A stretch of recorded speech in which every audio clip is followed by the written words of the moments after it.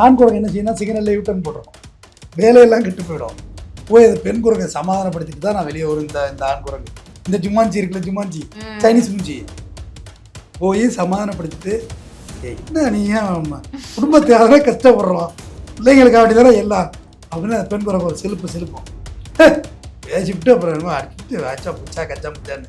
இந்த கொரிலா பொண்டாட்டியை சண்டை போட்டு வந்து இப்படி யோசிக்குது, எப்போ அவசரப்பட்டு வீட்டுக்காரியை சண்டை இழுத்துட்டோமோ, எப்படி பேசுறது அவள்கிட்ட, அது வந்து பல ரியாக்ஷனை வந்து அந்த குரங்கு கொடுத்தது நான் பார்த்தேன்.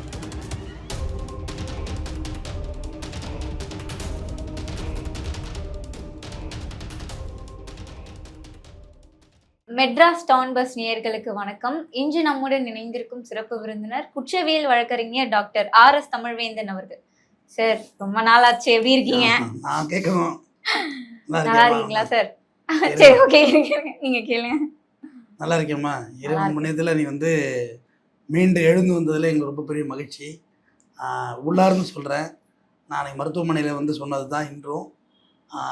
நீ எனக்கு ஒரு மகள் தான், நான் அன்றைக்கி சொன்னது இன்றும். ஏன்னா என் மகள் பெண் குழந்தைகள் கிடையாது எனக்கு. நீ மீண்டும் வந்ததே பெரிய சந்தோஷமா எனக்கு. ஏன்னா பார்த்த சூழ்நிலை அப்படி இருந்துச்சு. என் குடும்பத்தில் நான் பெருசாக யாருக்கும் அழுதில்லை. பட் என் குடும்பத்தை இருந்து அவுட்ஸ்டாண்டிங்கில் யாருக்கும் அழுதுன்னா அது உனக்காக நான் அழுதுருக்கிறேன். எல்லாரோட பிரார்த்தனை பரவாயில்ல, ரொம்ப சந்தோஷம் மீண்டும் வந்ததில்.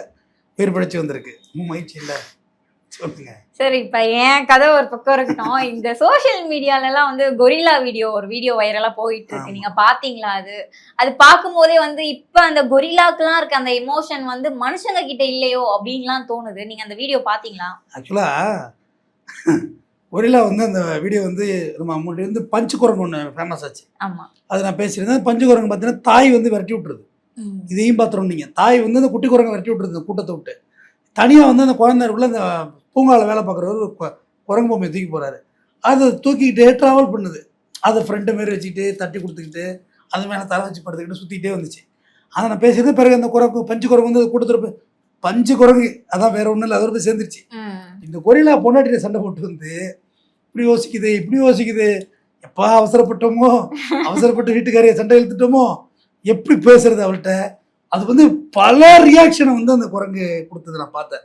ரொம்ப ஆழ்ந்த சிந்தனையில வேற. என்னடா இப்படி எப்பயுமே பொறுமையா போடுறோமே, இன்னைக்கு போய் வேகப்பட்டோமே, கரைச்சிங்க கண்முடித்தனமா கோவப்பட்டா அவள்கிட்ட போய்.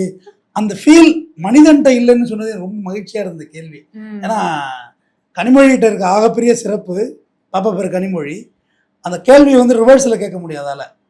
அந்த குரங்கு பார்த்தீங்கன்னா குரங்குலேருந்து மனுஷன் வந்தான் அப்படின்றத யூஸ்வாலிட்டி போய் ரிவர்ஸில் போயிட்டு கேள்வியை மனுஷங்கிட்ட அந்த ஃபீலிங்ஸ் குறைஞ்சிச்சா. உண்மை பொண்டாட்டி தூக்கி கள்ள தூக்கி போட்டுறான் டம்முன்னு. பொண்டாட்டி தூக்கி கள்ளக்காதல் சேர்த்து தள்ள தூக்கி கள்ளப்படுது டம்முன்னு. எந்த மிருகமும் தன் இனத்தை கொல்லலம்மா. எந்த புலியும் புலி அடிக்கல, எந்த சிங்கமும் சிங்கத்தை அடிக்கல, எந்த குரங்கும் குரங்கு கொன்னதா வரலாறு இருக்கா? கிடையாது. சூசைடு பண்ணதெல்லாம் வரலாறு இருக்கு. இணையர் பிரிஞ்சதுனால தற்கொலை பண்ண குரங்கெல்லாம் இருக்குமா? பெரிய கல்லு மேலே போய் நெஞ்சு மேலே மோதி செத்துக்குமா குரங்கு. நான் படிச்சிருக்கேன் தமிழ் இலக்கியத்தில். புறாக்களை பற்றி இதெல்லாம் நிஜம் பொய்யெல்லாம் எனக்கு தெரியாது, நான் படித்திருக்கிறேன். பெண் புறா ஆண் புறா ஜோடி பிரிஞ்சிட்டுனா கூழாங்கற்களை அதிகமாக விழுங்கி விட்டு உயர பறந்து ரெக்கையை மூடிடுமா, பொத்துனுக்கு விழுந்து தெரிச்சு செத்து போமா புறா. ஏன்னா புறா நான் வளர்த்துருக்கேன் வீட்டில், அதுக்கு பற்றி அந்த சென்ஸ் எனக்கு தெரியும். ரொம்ப இணையரோட பிரியமாக இருக்கும் புறா. வடப்பு புறா இருக்குல்ல, வெள்ளைப்புறா, மாடப்புறா கோயிலில் பார்த்துருப்பீங்க, உருங்க அனத்தம். அது அந்த இணையரோட ரொம்ப பிரியமாக இருக்கும் அந்த புறா. இணையருக்கு உணவு கொடுக்கும். இது கொத்தி சாப்பிட்டதுல இணையர் சாப்பிட்டா வெயிட் பண்ணும். அது இணையர் சாப்பிடட்டும். தமிழ் இலக்கியத்தில் இருக்குமா, செம்புல பெயல் நீர் போல அன்புடன் நெஞ்சம் தாம் கலந்தனவே, குறுந்தொகையில் இருக்குது.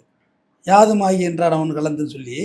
அது என்ன விளக்கம்னா, காட்டில் 2 மான் சாப்பிட்ற அளவுக்கு தண்ணி கிடக்குது, ஒரு மான் தான் சாப்பிட முடியும் தண்ணியான, 2 மானும் பசியோடு இருக்கு, ஆண்மானும் பெண்மானும்.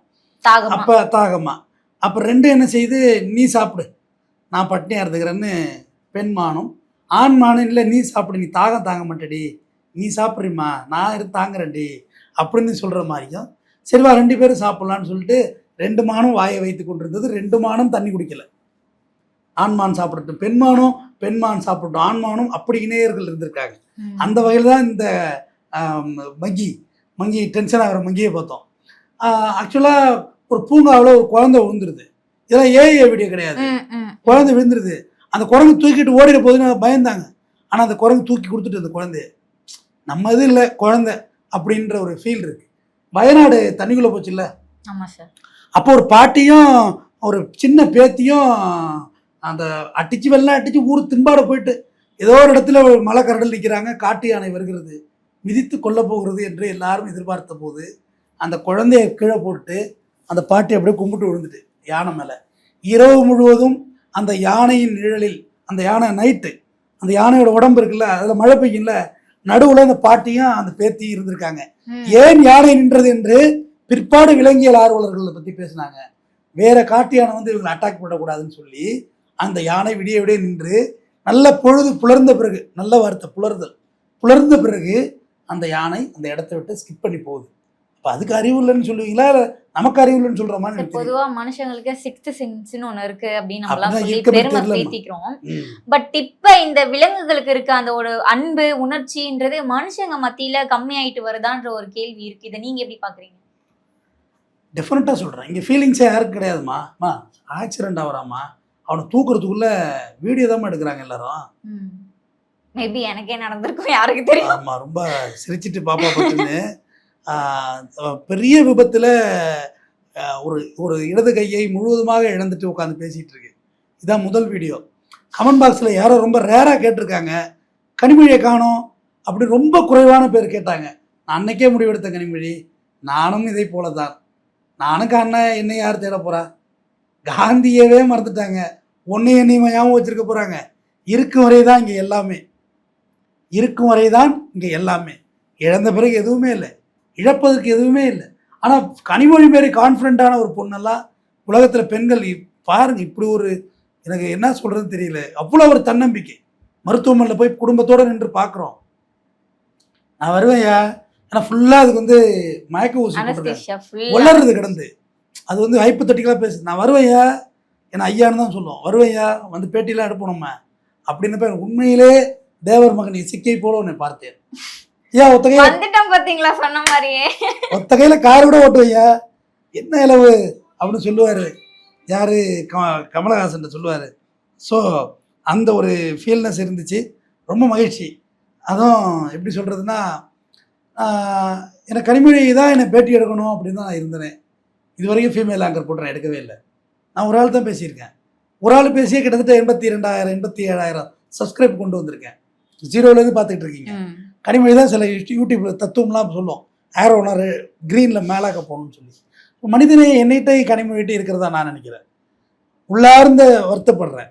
எனக்கு ரொம்ப தன்னம்பிக்கையாக இருக்கணும்னு தான் நானும் பேச ஆரம்பித்தேன். பட் இதை கடந்து போக முடியல என்னால். அதுக்கு மாதிரி பார்த்தேன், அதுக்கு மாதிரி வீட்டில் வந்து பார்த்தேன். மருத்துவமனையில் ஒரு 3 முறை வந்திருப்பேன்னு நினைக்கிறேன், 3 முறை வந்திருப்பேன். எவ்வளோ இருந்தாலும் கனிமொழி தான் வந்துருச்சு. ரொம்ப மகிழ்ச்சி. சார், அந்த கொரில்லா மங்கி மைண்ட் வாய்ஸ் வந்து என்னவா இருந்திருக்கும் நீங்க நினைக்கிறீங்க? ஜஸ்ட் ஒரு கெஸ் பண்ணுங்களேன் சும்மா. ஜஸ்ட் நான் ஒரு ஆண் கொரில்லா தான், எங்க விட்டு பெண் கொரில்லாட்ட சண்டை போட்டா ஓப்பன் டாக்கா பேசலாமா? Open please sir. எந்த விதமான ஒளிவு முறையும் வேண்டாம். நான் வந்து சண்டை போட்டுருவேன், சண்டையெல்லாம் போடாம இருக்க மாட்டேன், போடுவேன். ஏதாவது சம்மந்தம் இல்லாமல் பண்ணிட்டு இருப்பாங்க. அக்கா பாவம், இவர் வந்து சண்டை போடுவார் நிறைய. எடிட் பண்ணி எடுக்க நான் தான் பாவம், அது அவருக்கு தெரியும். எங்கள் குடும்பத்தில் இருக்கிற கூத்து என்னென்ன. சண்டை போட்டுட்டு கார் சிக்னல் தாண்டாது, முதல் சிக்னல் தாண்டாது. ஆக்சுவலாக எனக்குள்ளே இருக்க ஃபீலிங் சொல்லிடுறேன், தப்பாக கூட இருக்கும். ரோசா காரியாச்சே தாலிமோ தொங்கிங்கிற போகிறாடா, பிள்ளையில வச்சுக்கிட்டு நம்ம என்னத்தர அல்லு கட்டுறது. 2 பசங்க தம்பி ஸ்கூலுக்கு போகிறாங்க, ஃபீலிங்ஸ் இல்லாமல் இல்லை. ஓப்பனாக சொல்கிறேன், என் பொண்டாட்டி இல்லாமல் அவனை இன்னொரு பொம்பளை வச்சு நான் இன்னொரு வாழ்க்கை வாழ்வேங்கிறது இல்லை. சும்மா கனிமொழி தான் சொல்லும், சார் நீங்கள் பயங்கரமான ப்ளே பாய் தானே அப்படின்னு கேட்டுச்சு எங்கள் ஹோம் டூரில். இன்னமும் இருக்குது அந்த வீடியோ. இல்லை ப்ளே பாய் மீன்ஸ் சைட் அடிக்கிறதுலாம் ப்ளே பாய் லிஸ்ட்டில் சேர்க்க முடியாது.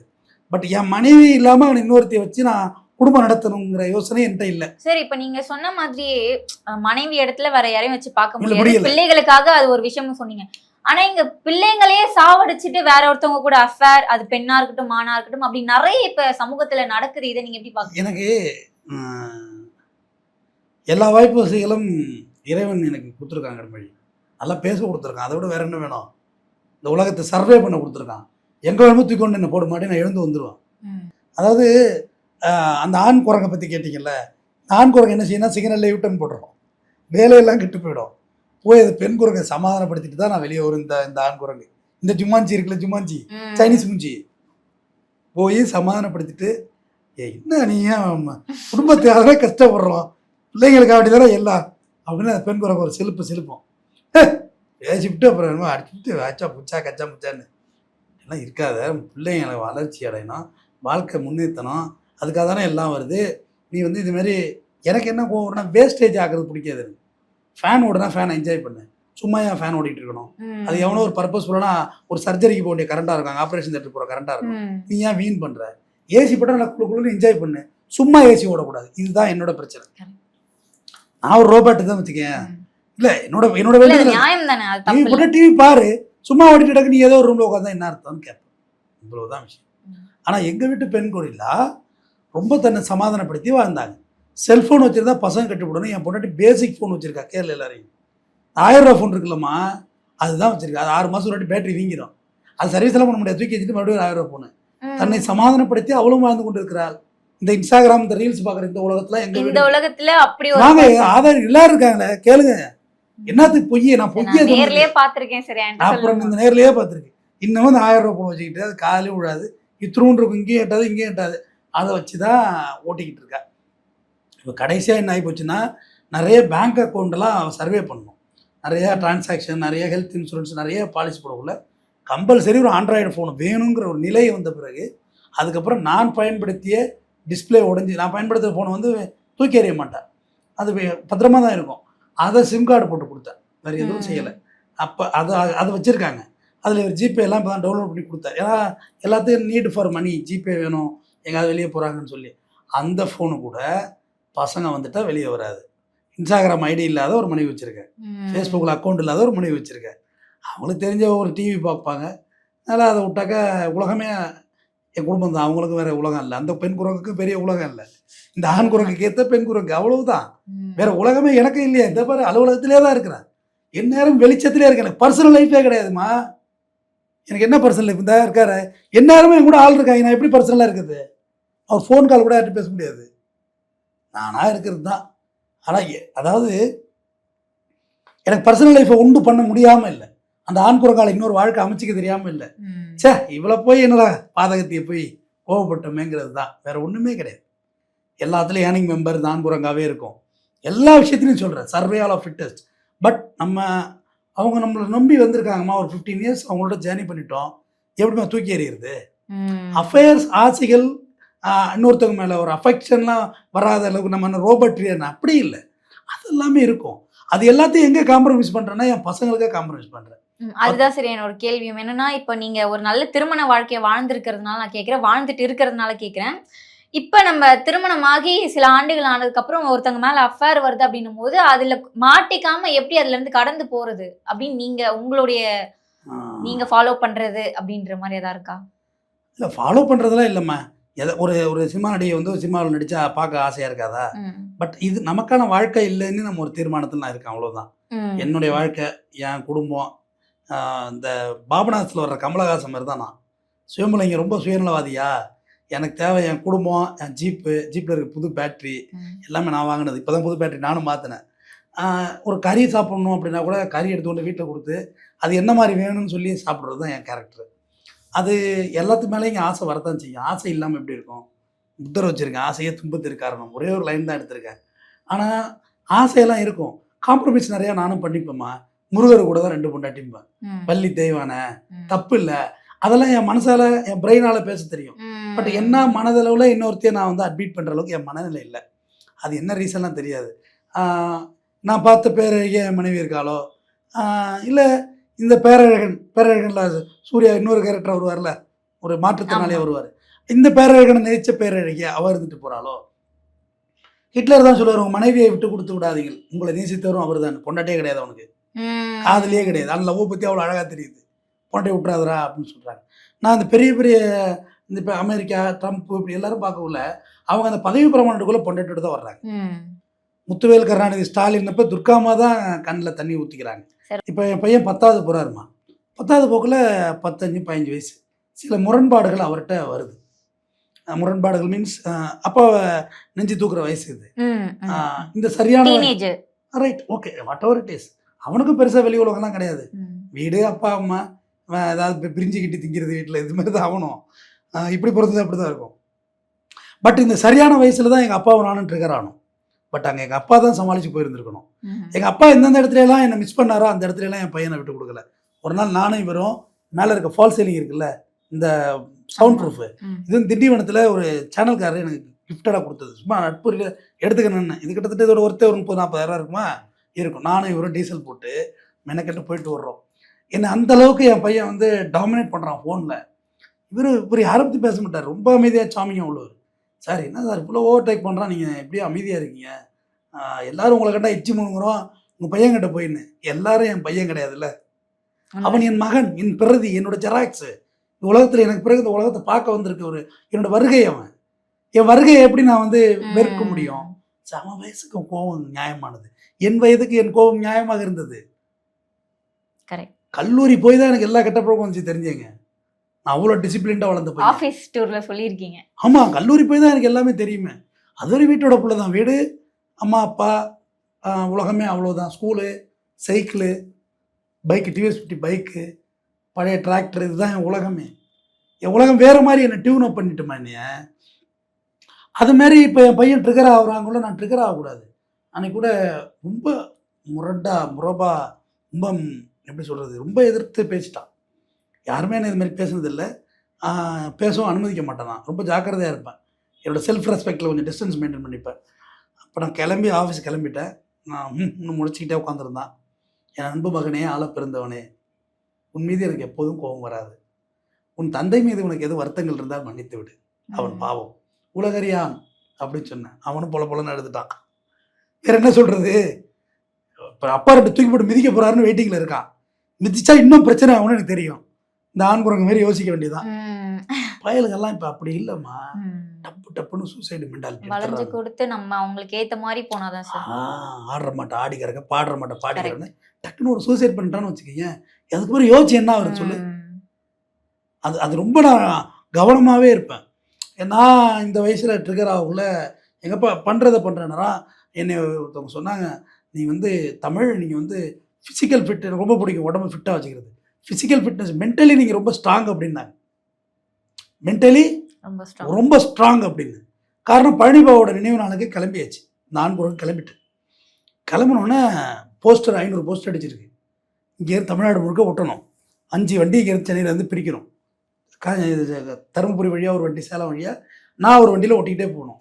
அப்போ வீட்டில் எங்கள் வீட்டு ஜிமாஞ்சி பெண் குரங்கு பயங்கர சண்டை போடுது. என்னோட சண்டை லெஃப்ட் ரைட் வாங்குறாப்புல. ரொம்ப 5 நிமிஷம் 10 நிமிஷம் படுத்துருந்து பேசுகிறது எல்லாத்தையும் கேட்டு, ரைட் டிரைவர் வந்துட்டா, ரைட் ஓகே லெட்ஸ் மூவ், பார்ப்போம் வந்து பேசுகிறேன் அப்படின்னு சொல்லிட்டு இந்த சண்டையை கேட்டவங்க இந்த வார்த்தையை சொன்னாங்க, தமிழ் நீங்கள் ரொம்ப மென்டலி ஸ்ட்ராங். ஏன்னா வேறு எவனாக இருந்தாலும் கண்டிப்பாக கிளம்பி போயிருக்க மாட்டான். நீங்கள் ஆனால் கிளம்பி போயிட்டீங்க. உன் சண்டையை எப்போ வேணுமோ போட்டுக்கலாம். ஏன்னா பள்ளி பாவா எங்கள் ஐயாவோட நினைவு நாள், அவரே வச்சே என்ன திட்டாங்கன்னு வச்சுக்கோங்க. நீ என்ன ரீல்ஸ் தானே எடுக்க போகிறாங்க போய் அப்படின்ற மாதிரிலாம் பேசிட்டாங்க. ஒரே ஒரு ரீல்ஸ் கூட அங்கே எடுக்கலை. ஆனால் பழனி பாபா என்னை மேடையில் பேச வைத்தார்.